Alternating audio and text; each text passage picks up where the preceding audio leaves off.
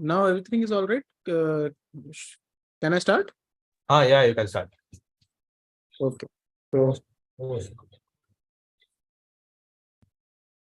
So, hello everyone. I think this is the last interactive session for us, and it's been a pleasure for us to be able to deliver uh, and interact with you guys. Okay. So, what we will have today means again like yesterday. What we will do, we will revise this. Means yesterday I completed kind of half and more than half of the revision, and the rest of will be revised today. And after that, we will have some discussion, and after and the second part, sir will take. Okay, regarding few applications and other concepts. Okay. So, hello everyone. I am Harshavinash Tanti, your host here. Okay. Currently, I am a research scholar at Department of Astronomy, Astrophysics and Space Engineering at IIT Indore. Okay. Now, I hope everyone can see the screen. As we discussed yesterday about the radio band, and so there is a radio window due to which uh, we can observe space in different regime. So in optical, we have optical telescope. In radio band, we have radio telescopes, and for if you want to observe at other bands, we have to go out of the atmospheric boundary of the Earth, such that we can observe of our universe in those wavelengths. Okay. Now, going to I will skip the slides which we did in the last session. So we finished off with revising the observation techniques and some important formulas is using when we are using single dish telescope. Okay, single dish telescopes.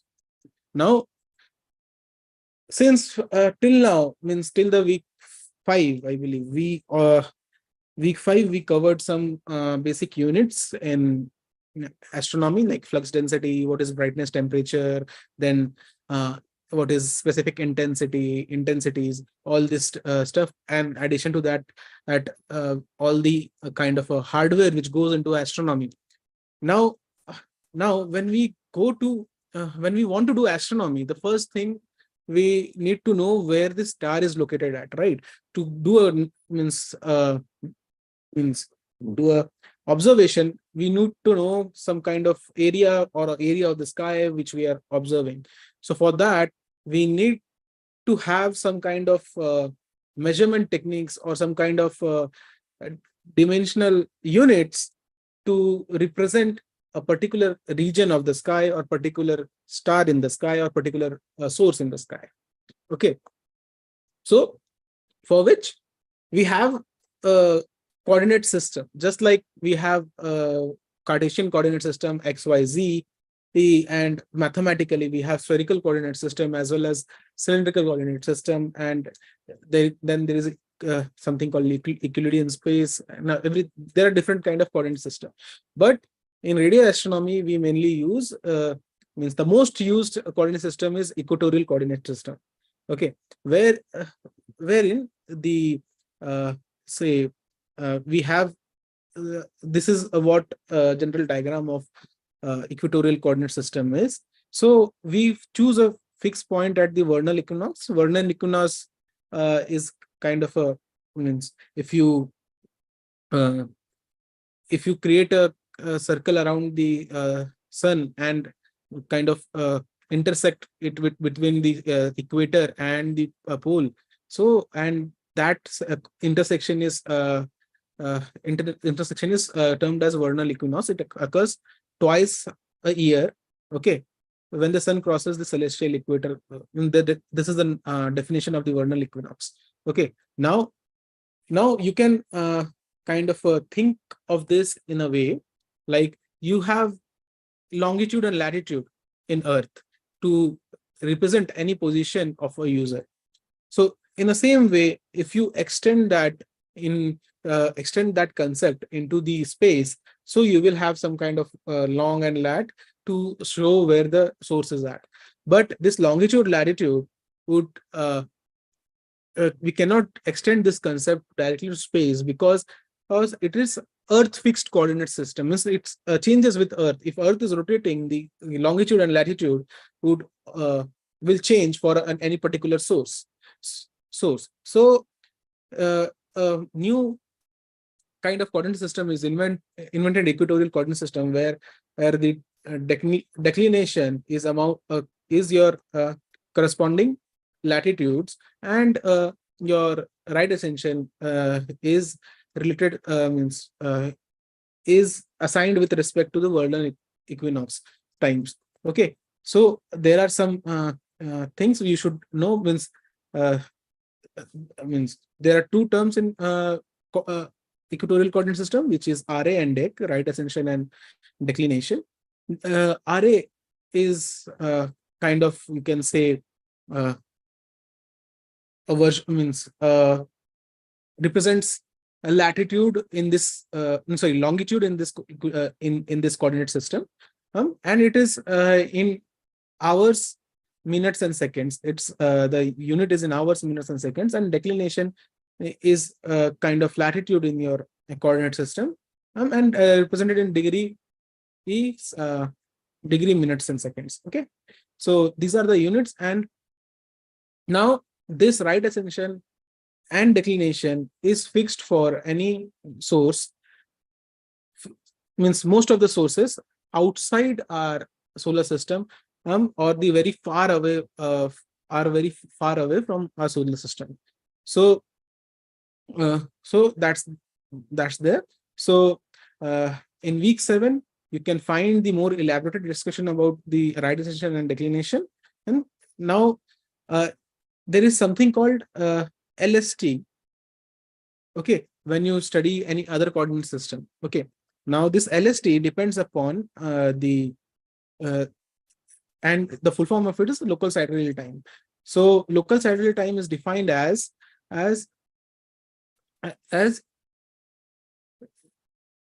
it should be 0 hours when the vernal equinox is on the observer's local meridian. Okay, now what is local meridian? Local meridian is, like, say you are here and you are this is south and this is north, and if you join this 2 point like this, so this is a local meridian. Now this should be 0 when we are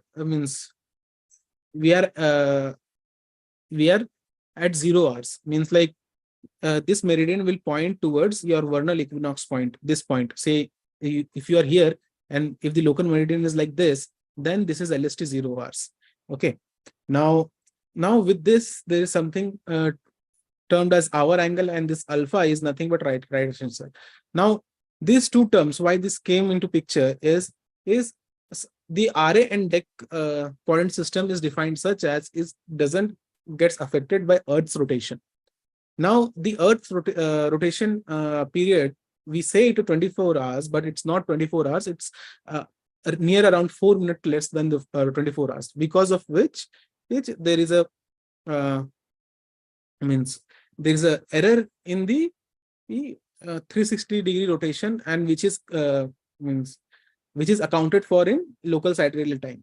So that's why local sidereal time and local time are different, because of the Earth's rotation is not completely 24 hours. So local sidereal time takes the exact hours for the Earth's rotation, and based on that, local sidereal time is calculated. And local time is just 24 hours, whatever we do right we have in our watches and all.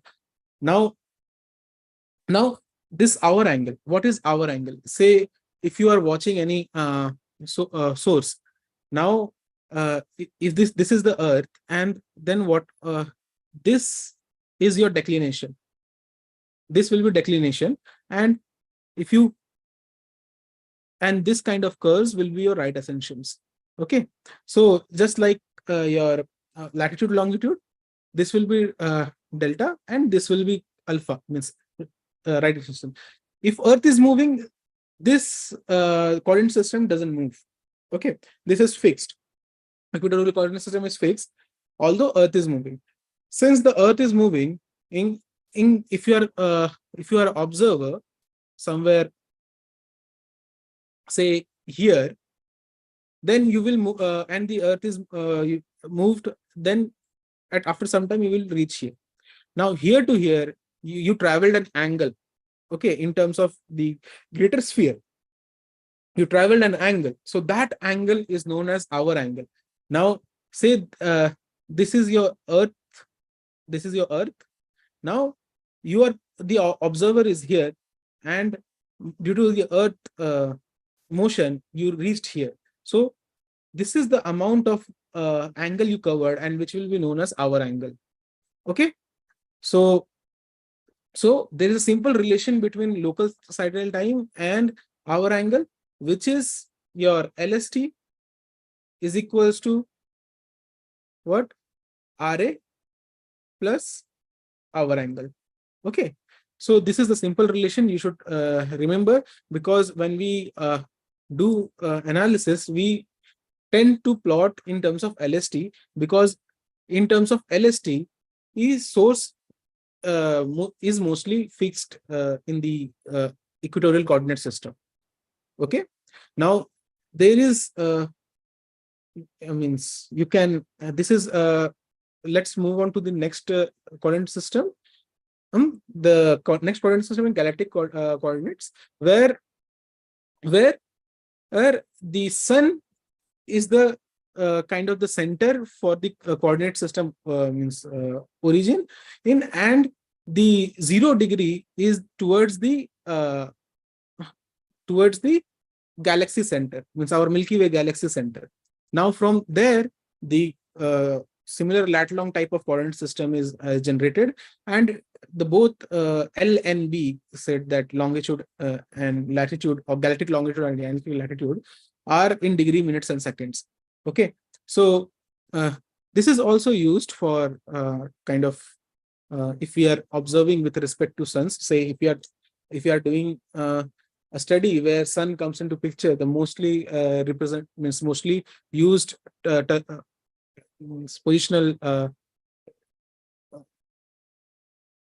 coordinate, or the coordinate system, is galactic coordinate system. Okay, so now before moving forward, what is the importance of learning this kind of coordinate system? Okay, the thing which we did, I am not revising it here, you can view it in the 7th week, is that there is coordinate transformation defined for this based on trigonometric functions. Now, this galactic coordinate system or the equatorial coordinate system can be translated to lat long, and the most important thing which we require is azimuth and elevation. Okay, azimuth and elevation. Say if you are using an antenna, you have say you have an antenna. Okay, elevation is the angle required. You need to take means the angle for antenna, you move in the kind of a horizontal vertical in vertical angle. Okay, the vertical way, and azimuth is the horizontal rotation. Okay, so if you want to point any source at a particular RA index, you should know about azimuth and elevation. There are several apps also, like Star Tracker, Stellarium, and this type of apps which can show you the azimuth, real-time azimuth and elevation of different sources. But to calculate this, you need to use the cosine cosine formula, which is discussed in the 7th week. Okay, now this thing is very important, because we need to go back and forth into LST calculation, as well as your coordinate transformation calculations. And if we miss by a certain degrees of values also, we can and because of which we can miss the source. which we are looking at, because the means more sophisticated interferometers have very arc second resolution. So if you are if your error is between few arc second, that means you might miss your source. Okay, so this is why we require this coordinate system and the knowledge of coordinate system very well. Okay, now moving towards in the week 7 itself, we have basic interferometer, where there is two, and means if we to realize this, what we will see is we will think about is uh,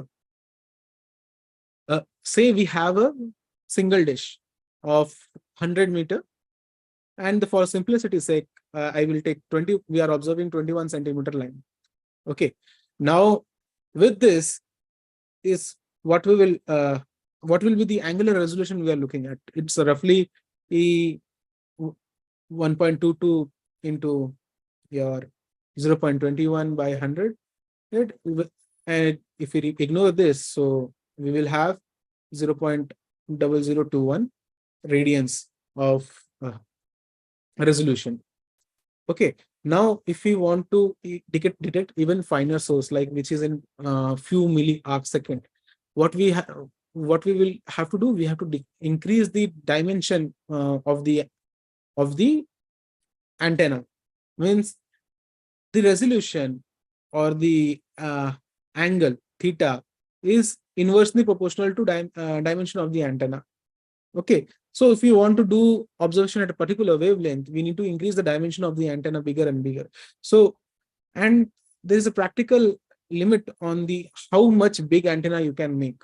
Okay, you can't make 100-kilometer antenna.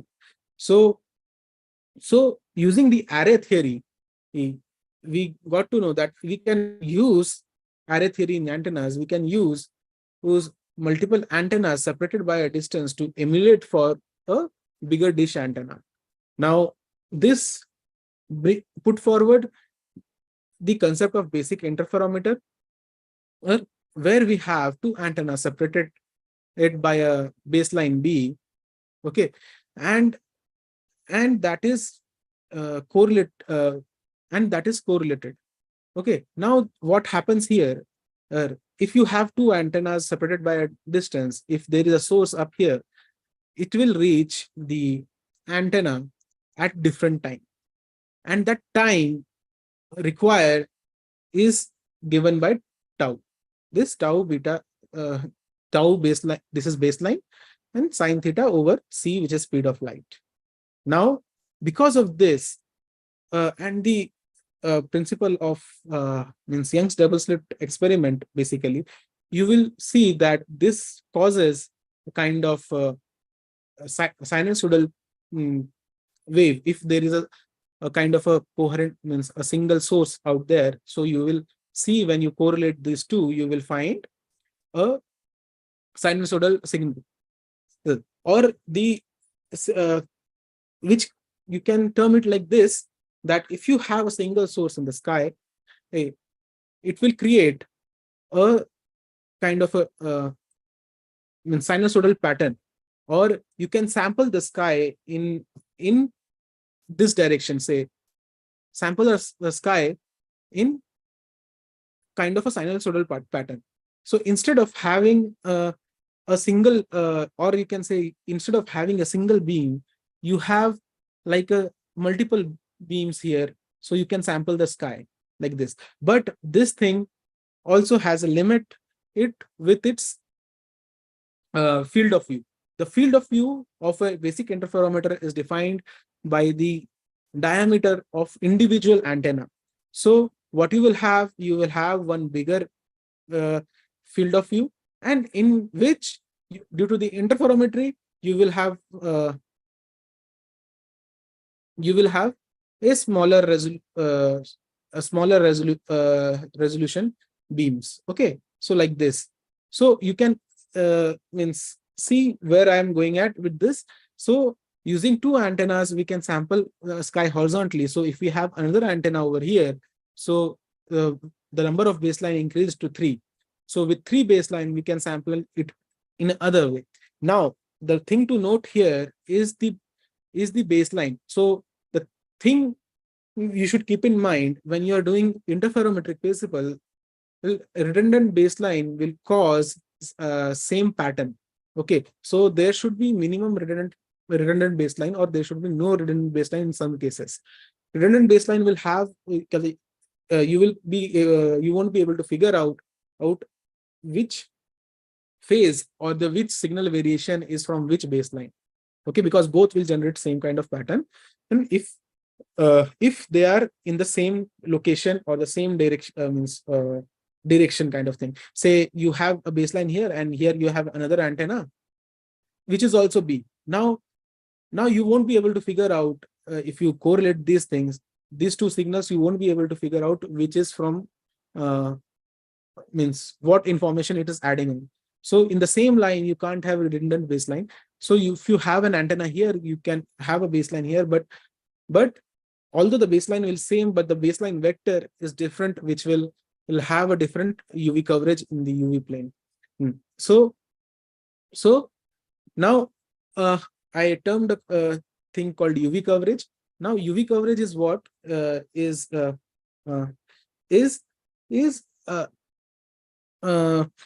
due to your rotation of the Earth. Now, if you have a means antenna structure over Earth, like say you have 2-3 antenna like this. Now Earth is rotating. What will happen? And you will sample the sky. The sky will be sampled like this, and the means these two, for these two baseline it will be sampled like this. For this two, it will be sample means this two, if it samples like this, and this two will sample like this, and there will be a different UV coverage, like you will sample the sky in a different way due to the Earth's rotation. Now with this, then you have something called sampling function, and means you means grid this UV coverage, and then do some point spread function, and those are means image processing, means creating an image essentially out of an interferometer, which is also known as rotation for Earth's rotation for synthesis imaging. So this is what synthesis imaging means. You have a set of baseline, and you means due to the rotation of the Earth, you means take advantage, means kind of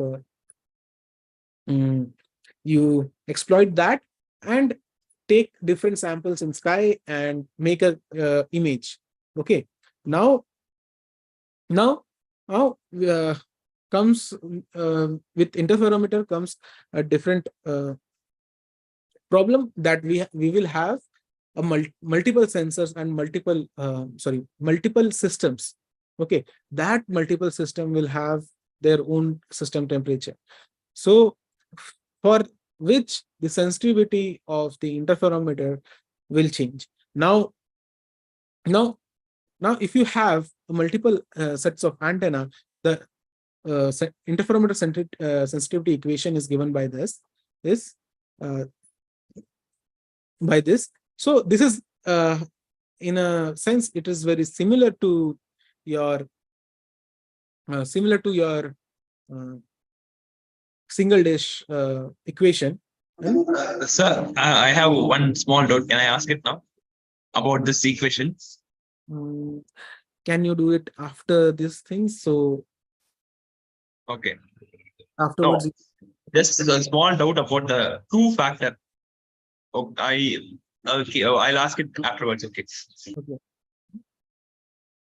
Okay. So with this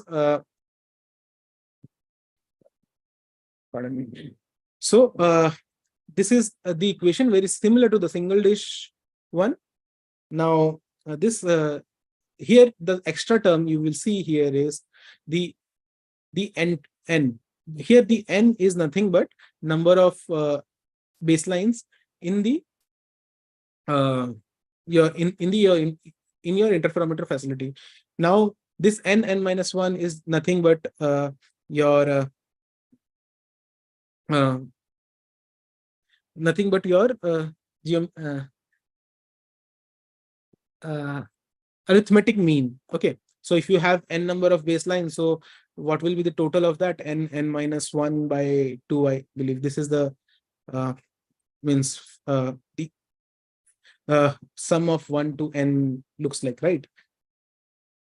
So by that it came into picture. Now if you see the sensitivity, it decreased by factor of kind of n to n minus 1. Okay, if you observe, if we see again the, yeah, this one. So here the sensitivity depends upon effective area and only the observed time multiplied with the bandwidth. Now, if you move towards interferometer, you see that your sensitivity is increased by a huge margin if you have n number of antennas in your interferometer. Now, provided that the system temperature for each antenna is maintained at the same temperature, here there shouldn't be any fluctuations. If there is the system temperature for each antenna is different, that should be accounted for, and that essentially is calculated as T1 square plus root over T1 T2 square, means like uh, square root of the sum square of the temperatures. Plus this way is kind of approximated, that approximate system temperature. And there is two more terms over here, whereas which is Na and Nc, means eta A, eta C. These two are efficiency of aperture efficiency and correlator efficiency.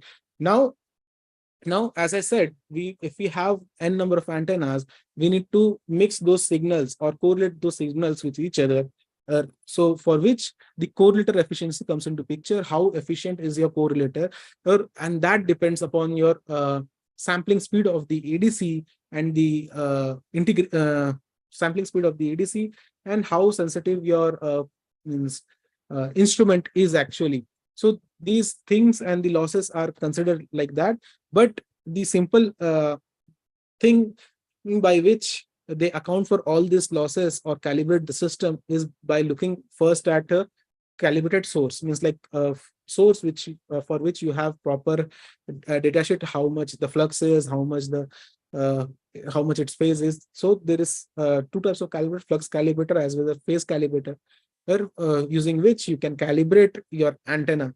Okay, if you just like you remember, if you remember the calculations we did for single dish here, the means voltage calibration kind of thing, where you have you can calculate the system temperature by viewing the calibrated source. Okay, now same thing you can do for your interferometer, and is being done when you are doing any major observation using means national facilities like GMRT. Okay, so in context to this, I think this was in a Wigton's assignment, and so let's do this again in this session. And so we want to detect an unresolved source at 22.2 gigahertz, where we have a sensitivity limit of 0.3 Jansky, and we did not detect the source. Now, if we use an array of 3 antennas, so all the systems will be at 50 Kelvin and has aperture of 30.4 meter square, observing a single polarization with bandwidth of 50 megahertz, and correlation efficiency is to be assumed 0.8. Now said that if we fail to detect the source, we would like at least to half the upper limit on the flux density. Half the upper limit on the flux density. Okay, so upper limit on the flux density is half, and the 5 times the RMS noise. So upper limit is half and RMS is 5 times. That means the total means total means gap should be around 10. Okay, the factor of 10. Now the factor of 10 comes into picture, then that means you need to be able to detect the sensitivity level of 0.3 Jansky per synthesized beam. Okay, and if you plug in the values into the equation, you will arrive at 119 seconds. Means for about 2 minutes of observation. Now with that with the same thing, if we do it for single dish, we will arrive at 0.055 Jansky. Now you can see the difference in the detection limit. Say for 2 minutes you calculated it for 0.03, and for single dish you have 0.05. So your sensitivity has increased, okay, in interferometer. Okay, this is because although you are using a smaller antenna, but what means you have increased the number of antenna, thereby increasing the total area. Okay, now if you have the comparable area, say for example, you have n element interferometer are having some geometric area, so for which you will have equation like 1 over n minus 1. Okay, sigma nu f nu is equals to proportional to this. Okay, now if you have and this is a geo. Now if you have a single dish of n times the geometric area, say this is for interferometer, I will term it as I, and single dish f nu, and this is s, will be proportional to 1 by n times your a geometric. Okay, whatever what I said is you have an interferometer of a geometric area of means n element interferometer of a geometric area, and on the other hand you have a single dish of n times the geometric area. Now if you do the ratio of this, so sigma f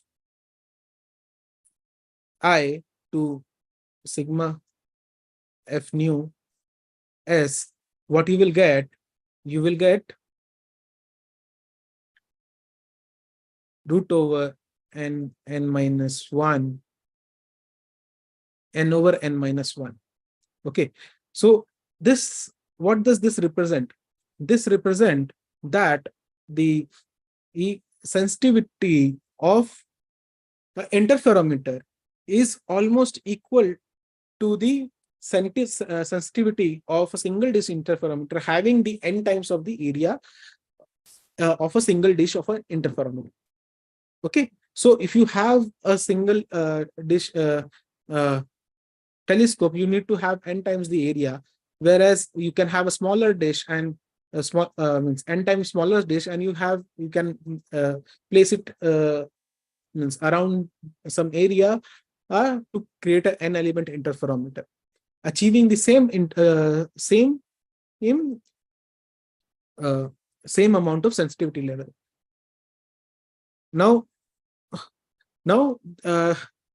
these are the main key points you should know about when you are doing some kind of means radio means if you're dealing with radio instrumentation and this stuff. Okay, now after this something comes imaging. Okay, so in imaging, what you do, you utilize the rotation of the earth to create a UV coverage, mean to see how the n number of elements and the n number of baseline covers your sky, and based on that, you create an image, which is also sir, in week 8 or 9, sir, in week 8 and 9, so showed something called dirty image, from where how we can remove the point spread function, how we can denoise it. There are different algorithms, as in I think week 9, week 8 and week 9 and week 9 CASA lectures, week 8 and 9 CASA lectures. You can those there are some software tools, CASA, AIPS, APES, by which you can kind of analyze these interferometric data. Okay, so this thing actually sums up the entire instrumentation part of the instrumentation or instrument related summary of the radio astronomy, and there are different techniques by which you can do imaging and do imaging, for which you can go through the lectures 8 onwards. Okay, week 8 onwards. Okay, so with this, thank you. Now I can take few questions. Okay. Sir, for the sensitivity equation, for the interferometer, the factor is 2. Is it the same as 2 for the single dish, or is it 4 or √2? Sir? I'm confused because in different places, different values are used. Here it comes around 4, but in the hint that is given in the assignment, it's mentioned as √2. So, which is correct? Pardon, root. I didn't. For a single dish, the same for assignment number. Can you? Assignment 11. 11. Oh, question 4. Let me. Oh, but that is also an interferometer. Yeah, that is an interferometer. Okay. No, but for a single dish, is the factor 4 or 2? Same as an interferometer. See, there are all these formulas. To be frank, all these formulas came out of mostly approximations. Okay, and those approximation might vary using some considerations. So 2, 4, all are in the limits. Means the order of 2 maximum you can get in any literature is 4, and the minimum you will get √2. Okay. This is the range you will get in any literature. So based on what the assumption they have made while deriving these things that matters. So say for example, if you follow Blue Book, there you will find √2 most of the places, and if you follow White Book, you will find factor 2 in the most of the places. Okay. Oh, so you are talking about single dish or interferometer? Interferometer, and in that single dish also they have explained. Okay, so these things are there. So here the factor 2 came because here it is √2, and this sum means n baseline sum comes out to be this and this 1 by √2, and this got multiplied and became factor. Yeah, that I understood. But for a single dish, is it simply √2? Because we don't do this n and n minus 1 by 2 for a single dish. Yeah, correct. So no, but in the formula you showed previously, yesterday it was coming out to be 4. So is it 4 or √2? Yeah, this one, right? No, the previous one. The previous slide, the slide before this one. Yeah, here. This is also the same thing, na? This is also same. This is F minimum, and this is sigma F min. Okay, so yeah.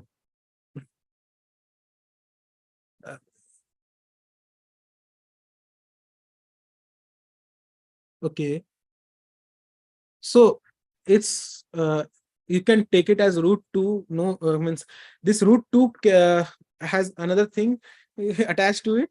This √2 came with the approximation of different stuffs. Okay. So you can take it as root 2 also, no issue. The range is very wide because many text use it as root 2 and 4, means root 2 to 4 is like the general range in any text you can find. Okay. So if you are looking from the perspective of your examination, you can take it as root 2 or 4. Both will be acceptable in the range. And if you are looking in terms of, say, if you want to do some analysis in using some observatory data, okay, now there you have to follow their they will have their own respective steps and manuals or white books, which we say. Okay, so VLA has white book and GMRT has something called blue book. So what they have considered the calculations, you need to follow those things to get means proper results or proper results in the landmark where they are getting. Okay. Okay, sir. Okay. So for examination purpose, the range will include both the root 2 answer as well as the 4 answer. Yeah. And if the formula is given by any chance, to use the formula only. Okay, sir. Okay. Now, any other questions? I have a question about the week 11 question number 3. Can I ask it, or is it after this session that the sir will take? You can ask now. Okay. Assignment 10. 11 question 3. 3. Yes, Okay. sir. So when the celestial source sets at the low LST, it means it is at the horizon. And here it is said that it will pass through the zenith. So we need to consider that it has moved from the zenith to the horizon. So the right assertion will be, that is, hour angle will be 6 hours. Is it correct? So we need to subtract it from LST to get 11 hours 59 minutes 10 seconds. But since 11 is not there, the closest answer will be 13. Wait. Hold on. Your how is your LST related? LST is HA plus RA. Plus RA, correct? Yes, sir. So HA is what? Your 6 hours plus Yes, sir. RA. Yes, sir. Okay. Oh, sorry. So it will be 23. Correct. Okay. I made a mistake there. Okay, so if you are supposed to calculate the rise time, are you supposed to subtract it? Huh? If you want to calculate the time it rose from the east, are you supposed to subtract 12 from LST? Correct. Okay. So, and then the 6th question, is this radians per second or megahertz? This omega C. Omega C is in hertz, na? No, but in Wikipedia it said it's radian per second. But so when I divide the answer I got by 2 pi, it turns out to be a very small answer. It's not given in the in these 4 options. But if I keep it as radians per second, it's first option seems to be correct. Correct. That one is correct. No, is it in radians per second or hertz?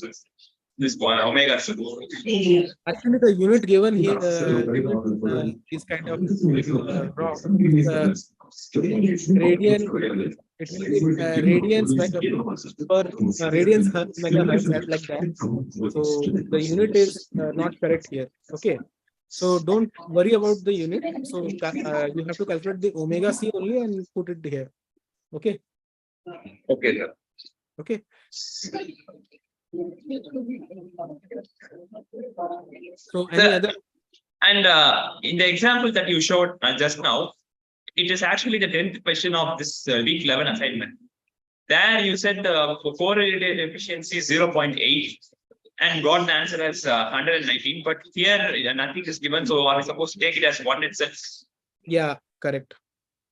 So these two questions are different. Correct. Okay, so These two are different, but I said that this is kind of got. I forgot. I don't know. Remember the situation right now. I am seeing the your assignment. That means it's a different one. So same equation, but you can find the answer easily. so the answer is not 119 for this question. No, no, no. Because Not I got it, because I got it lesser answer for that, so that's why I'm asking. So how much you got? 70.3889 seconds. How come? I took 2 as the factor and coefficiency as 1 and made the divisions. And you said, like just like you said, I took the sensitivity as 0.03 times and made the calculation and got it as 70.38 seconds. You revisit the 10th question again. Okay. So yeah, it's not correct.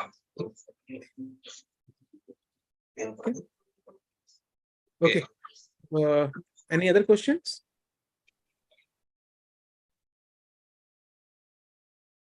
Sir, one important question. In the 7th question of the same week 11 assignment, if we use the linear noise figure, linear noise figure, the receiver temperature is can be obtained as 292.4 Kelvin, and adding it with the sky temperature gives the total effective noise temperature as 792.4 Kelvin. But if we use the approximation that you gave, that total noise temperature sky into NF minus 1, we'll get simply 500 Kelvin. So which is correct for this for part 1? Pardon? Oh, if we 792. Sir? Go by the basic formula. Okay, 792 itself is correct. Okay, sir. See, always go by the basic formula. If you the approximations, whatever I have mentioned, is just for you to understand that, okay, if we are in a hurry somewhere, it's like we need to know the ballpark of some kind of system. We generally use approximations for that only. Okay. Okay, sir. Okay. So approximations are important if you want to know the ballpark number.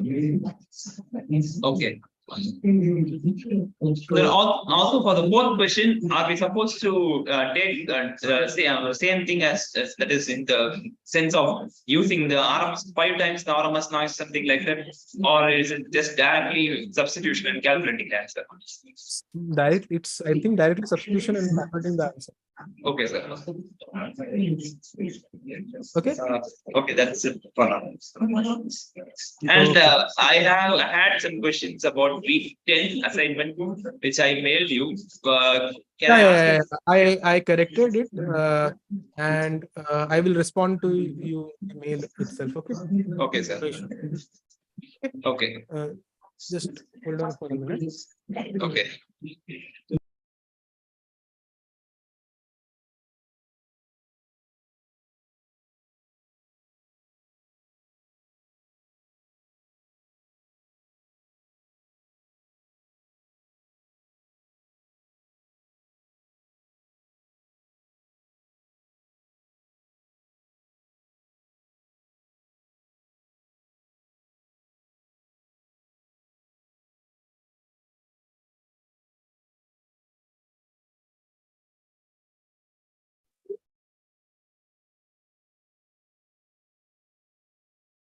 Excuse me, sir.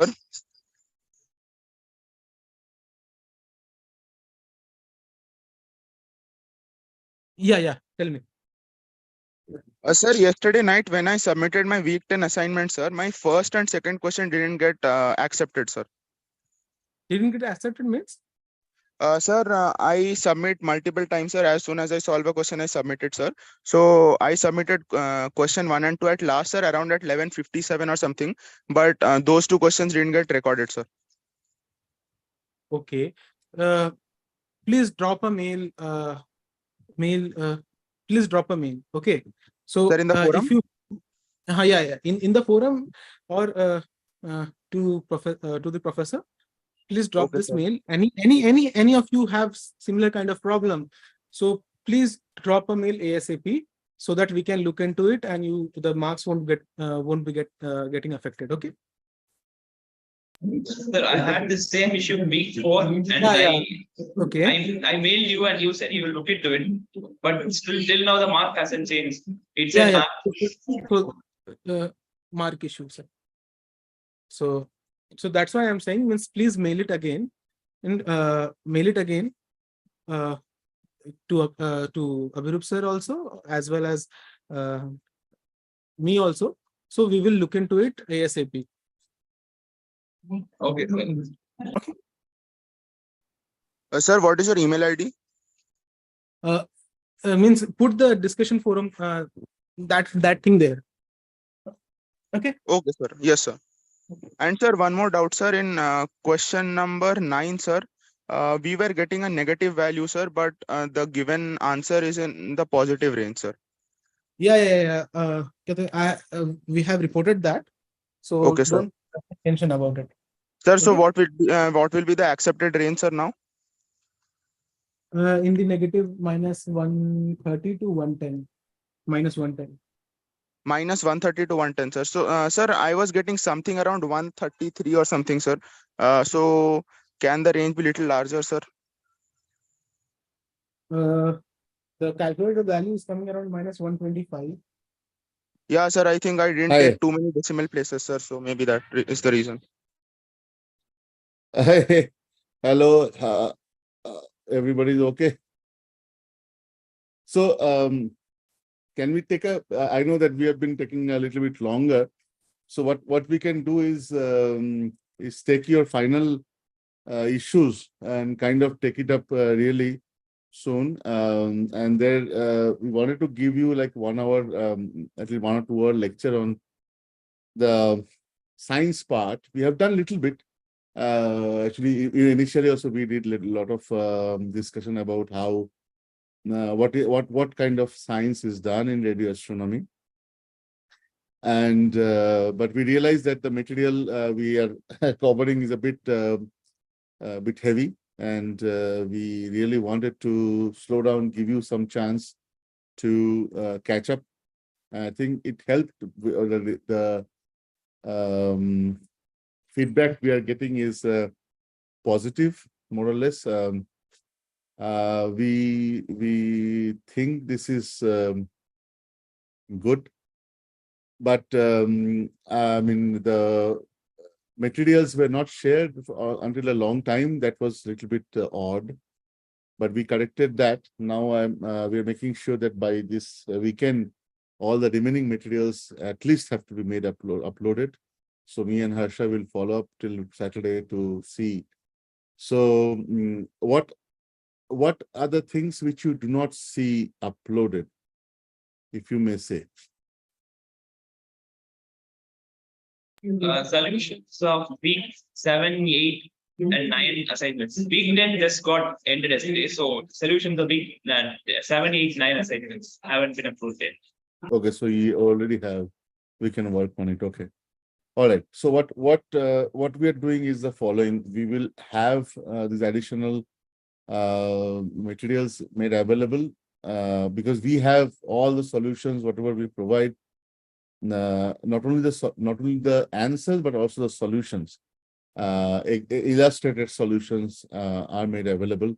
But yes, it takes a little bit of time and hand holding with NPTEL to get it finally through you. In addition, we will also try to make a bunch of other things available. But again, please don't. We are worried that you will take it that this has to be covered before you come to the final exam. No, whatever we have covered till now, whatever we have discussed in the live sessions, please pay attention to those. Those videos are also made available online. And stick to those. I cannot say more than that. Okay, we just give you the kind of the guideline of what is the periphery of setting of the final exam questions. What additionally we are sharing with you is just for a completeness of knowledge. And if you're only worried about the exam, you can take a look at it later on.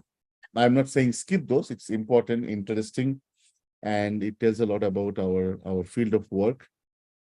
But I mean, if you have to kind of prioritize your efforts before the exam and after, I would say take those after the exam, keep it downloaded, keep it available with you, and go through it afterwards. Okay, that will be my suggestion. Okay, that's why we are paying more attention to the revising the problems and giving those materials. We have a bunch of materials which we'll share you by end of tomorrow. But those are, again, for completeness. Again, what we're saying, we're stressing this. Don't jump at it and again, take a look, because those won't be necessary just if you want to appear for your final exam. But those will be necessary if you really want to know a bit more about radio astronomy, how things are done, why we are doing those things. I think that is critical and clear. Okay. Anything you particularly have in mind you want to ask us? Because this is our last live session. But I mean, we are available. I mean, we are available, you know where, and you have my email ID. Some of you have written to me earlier also. Diptangshu wanted to know a particular book, and we have discussed. But again, if you are stressed for time, I think look at our assignments, look at the solved problems, look at the live discussions, the way we have gone through the revisions. I think that will give you a clear indication on what kind of things may come in the final exam. After that, if you really want to go for it and understand more on radio astronomy, we are here, and all other materials which are the materials which we have shared and we will be sharing again have more details, more other things, a lot of other things which are kind of what are used. Books, for example, also will take you to multiple areas. They might not just be focused on exactly what we want for the final exam. So take a look at the book. I think the best book we have already shared with you.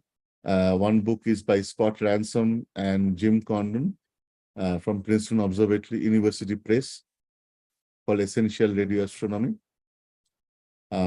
Much easier to read and have a lot of solved problems. In fact, we have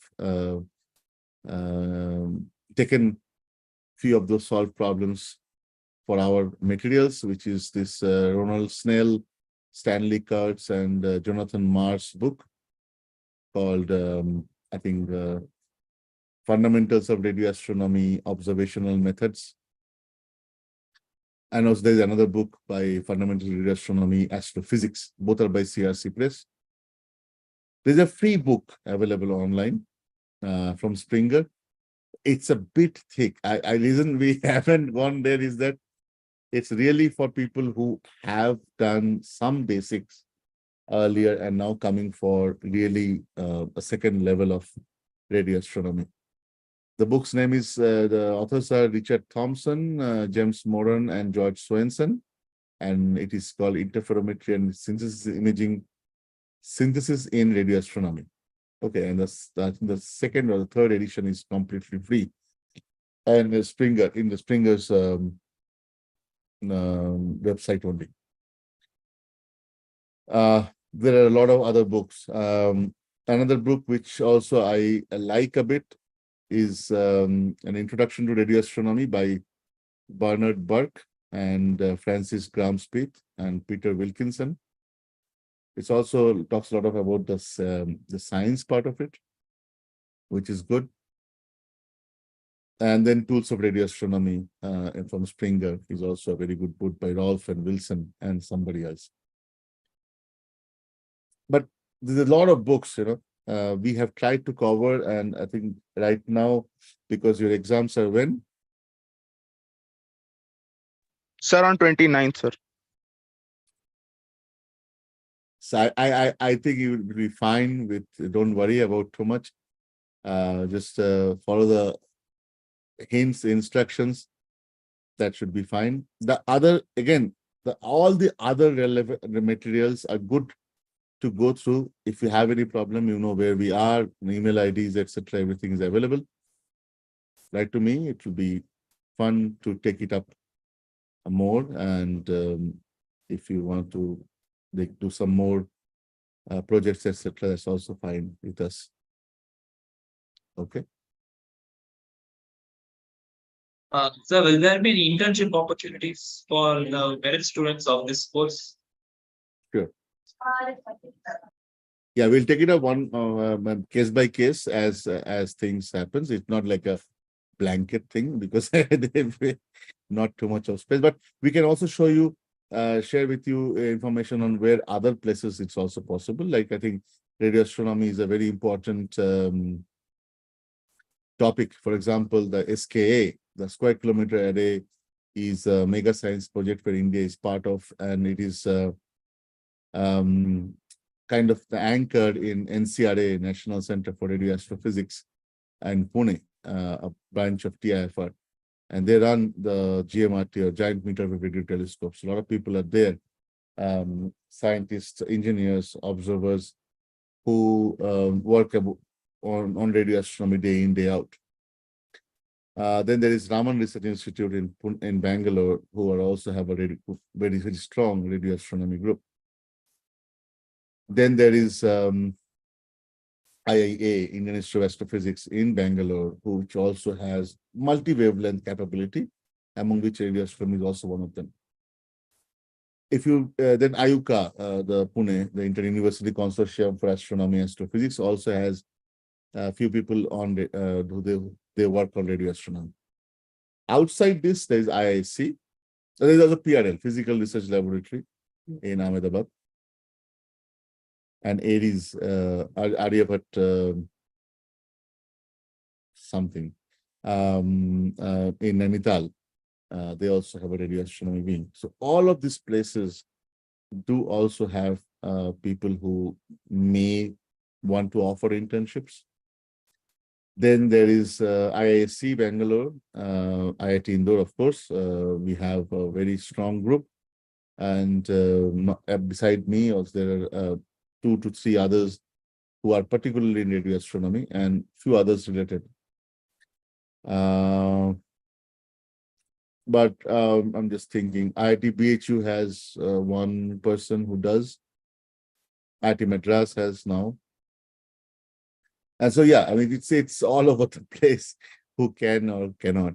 So it's good for you also to apply in diverse places, and maybe specific projects which people are working on. If somebody may like to work on science, somebody may like to work on instrumentation. It's up to you. So if you want to work with anyone in IIT Indore, including me, please write to us and expressing your needs, and we will see if you fit into any of the projects which we are doing currently. Okay, sir. Apart from that, I think we constantly will plan to develop this. We have gotten a very good review, feedbacks, and we know what to do with this particular course if we offer it next time, and how to do it. We have some ideas, but we'll constantly polish it and offer it in a better way. So yeah, that's one of it. Is it possible to offer more science cases as a part 2 of this course? Like this will be the That is precisely what we are thinking. That we will reduce this course to 9 weeks, as a part one, and then have a part two a bit advanced. Okay, where we can start off. But I think there should be a gap between the two parts because you need to absorb the first part and then come back. 12 weeks is a bit too much for the entire thing to be offered. Because I think we already saw a lot of people have contacted us and said, well, I am unable to submit the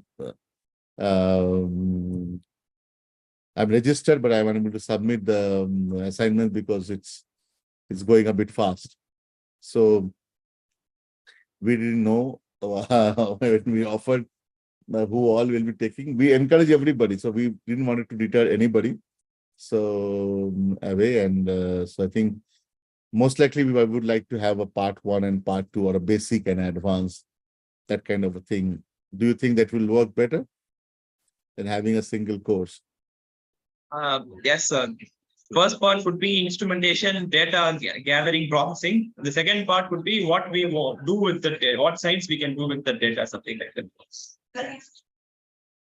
Yeah, we actually had the plan to cover both in the same course, but looking at the feedback, we didn't think that it will be feasible, and it would have been too much. So if you see the syllabus, actually that actually includes everything.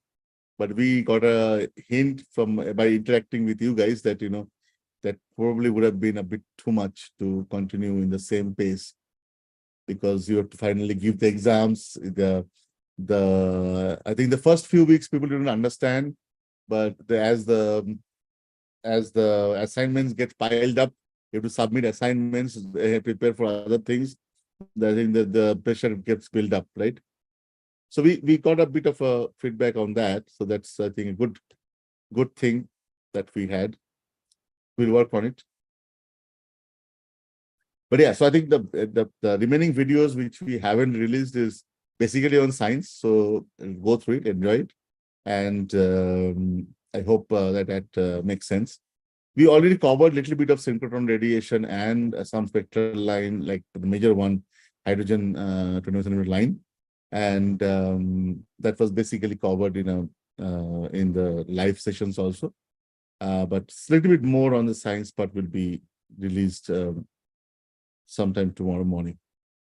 So for the exam, no science part questions will be asked. Only the instrumentation and data processing will be asked. Something like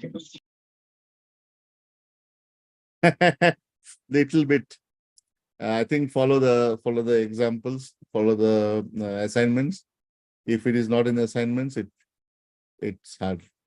Do emphasize on the positional astronomy, the LST calculation, RDA calculations, on synchrotron radiation primarily. The sensitivity calculations both for single dish and interferometer. Beam patterns, different antenna signal flow, like how data is collected, how it is recorded, etc. Yeah, all of those. We in fact have done given you also the way to analyze the data. That also has been, that is shared, right? It is available to you. The CASA lecture. Yeah. So that we have already shared. We have also shown how to do imaging. Those parts are done. Some basic science also we have done. It's not that we have not covered. It's just that more details could have been done, but that is more theoretical. We have to again go with the dipole radiation and then go from there to relativistic dynamics, derive synchrotron radiation equations, etc.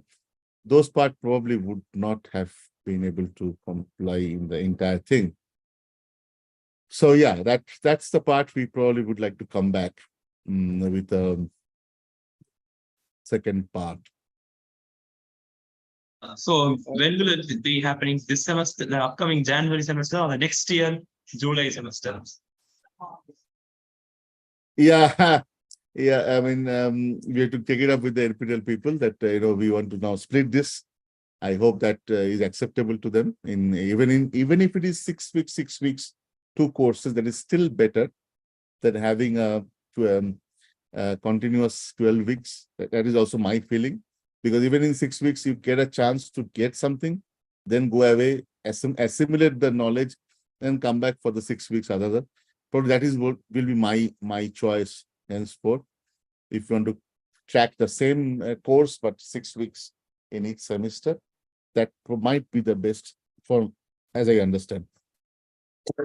So, if you think you have a lot of people who want to take another one, we can pitch it to have another 6 weeks course on advanced one next semester. But let us see. We have everything with us. It just had to run it in that way. Let me talk to the people and see how it works.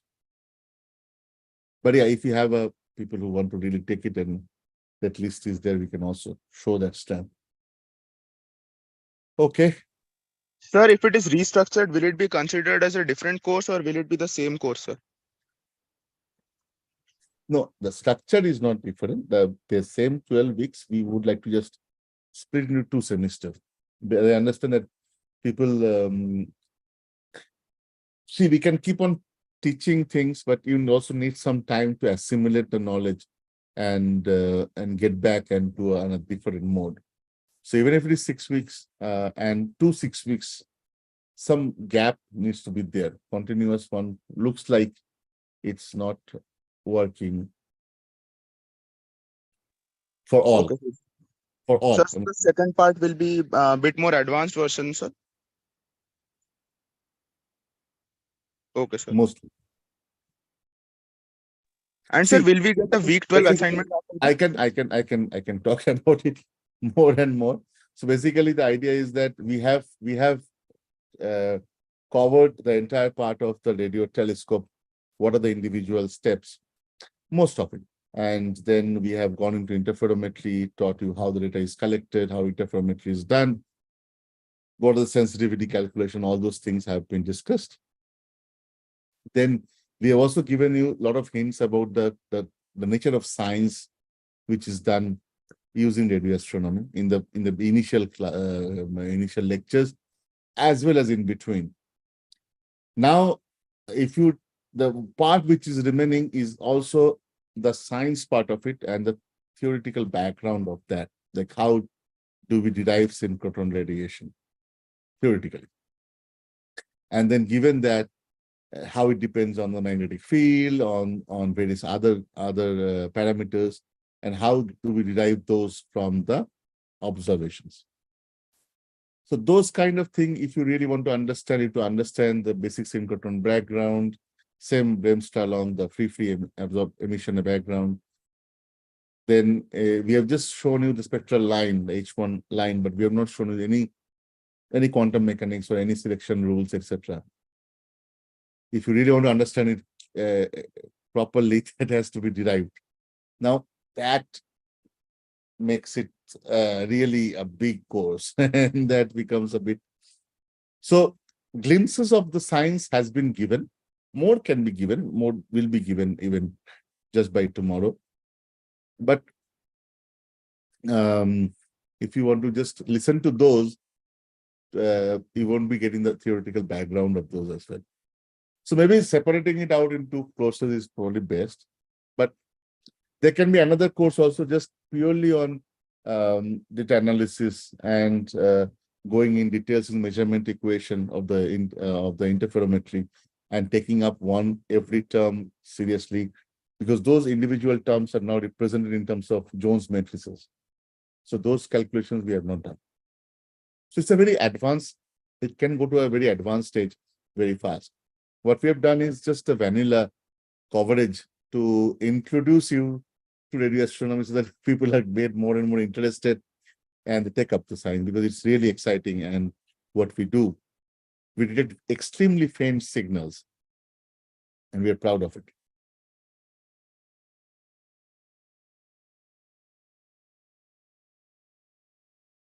Okay. Yes, sir. So yeah, if you really want to stay tuned, you already written to me. So if anything comes up, we will let you know. Okay, sir. Great. So I think we have a list and you have our number, sorry, our email ID. We will make sure that we get it addressed. 20th is the next Friday, right? Yeah, no. Yeah, right. Tomorrow is 13th. Yeah.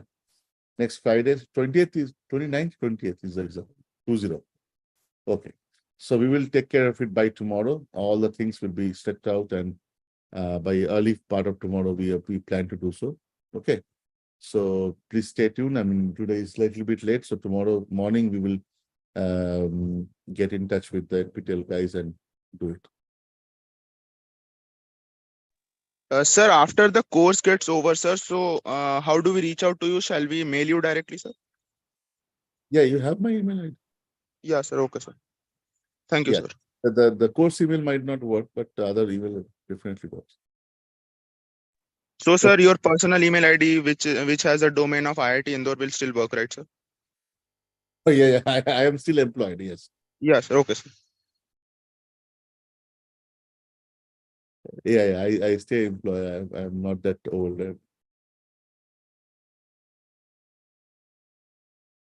Sir, can you share the email ID once again here? The chat.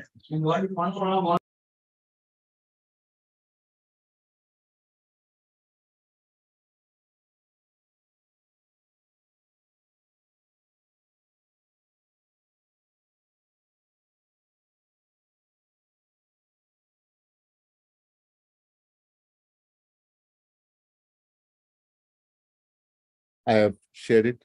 Yes, sir. Thank you, sir. Thanks a lot. Thank you very much. I mean, stay in touch if you like to, and all the best. And don't worry too much about the exams. All the materials, again, I'm saying they are just for completing the entire thing. Don't worry too much about what gets released tomorrow. But yeah, the ones which you asked for to be released, that definitely keep an eye for them. And if you do not see anything coming tomorrow, please let us know, because Saturday also we can then work with them and get them released as soon as possible. Okay. Okay. So, Thanks a lot. See you. Bye. bye, sir. Thank you. Thank you, sir.